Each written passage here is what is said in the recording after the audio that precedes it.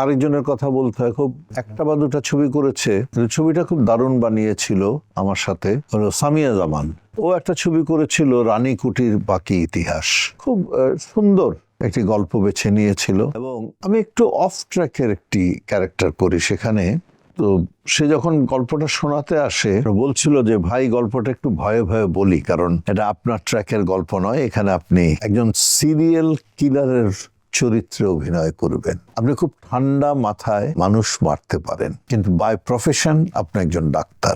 জটিল চরিত্র তো আমি করেছিলাম এবং কাজ করে খুব আনন্দ পেয়েছিলাম। তো সেখানে আমি কতটুকু কাজ ভালো করেছি সেটা জানি না, সেই বিচার সামিয়া জামান করবে বা অডিয়েন্স করেছে। তবে যতটুকু শুনেছি মানুষের মুখে, মানুষ প্রশংসা করেছে। তো thank you Samia Zaman for giving me such a good role. I tried my best. আমি জানি না কতটুকু করতে পেরেছি। Thank you. এরপর আরেকজন মহিলার কথা বলি। আমি আরেকজন মহিলার ছবি করেছি, কিন্তু ওই ছবিটা কিন্তু করেছে আমার ক্যারিয়ারের শেষের দিকে। সেটা হলো নার্গিস আক্তার। তখন আমি ছবি করা কমিয়ে দিয়েছি, কথাটা 100% কারেক্ট নয়। ভালো গল্প পাচ্ছিলাম না, ভালো চরিত্র পাচ্ছিলাম না, এবং সব ক্ষেত্রে একটা ট্রানজিশন পিরিয়ড থাকে না, সেই ধরনের একটা পিরিয়ড বোধহয় চলছিল আমার জীবনে বা চলচ্চিত্রের, যে ছবির একটা অফারও যে আসছিল তা নয়। তো সেখানে হঠাৎ করে একদিন নার্গিস আক্তার এলো, একটা গল্প শোনালো। ছবিটার নাম হলো চার সতীনের ঘর।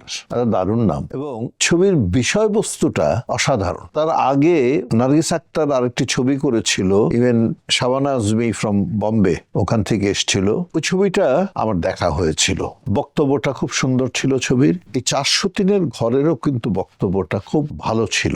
আমি শুনে ছবিটা করতে রাজি হই। তারপরে খুব ভয়ে ভয়ে জিজ্ঞেস করলো যে আপনি কত টাকা নেবেন। আমি বললাম যে আমি তো টাকা নেব না। বলে মানে? আমি এই ছবিটা আমি তোমাকে এমনিতেই করে দেব।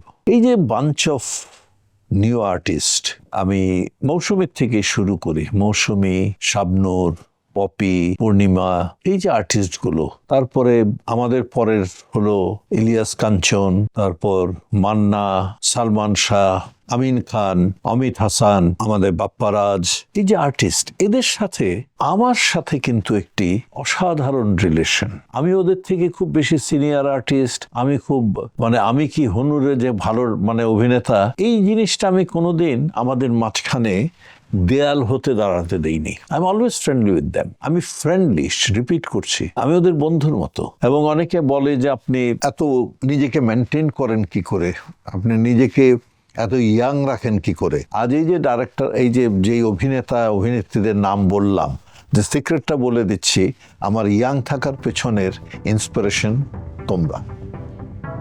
হ্যাঁ, আমি যদি বয়স্ক কারোর সাথে মিশতাম, তার চাল চলন সবকিছু আমার উপরে কিন্তু হয়তো ডমিনেট করতো, কিন্তু আমি তোমাদের সাথে চলে তোমাদের তারুণ্যটা আমি আমার মধ্যে ধরে রাখি। সো তোমরাই কিন্তু আমাকে এখনো ইয়াং রেখেছো। So I am very grateful to you all.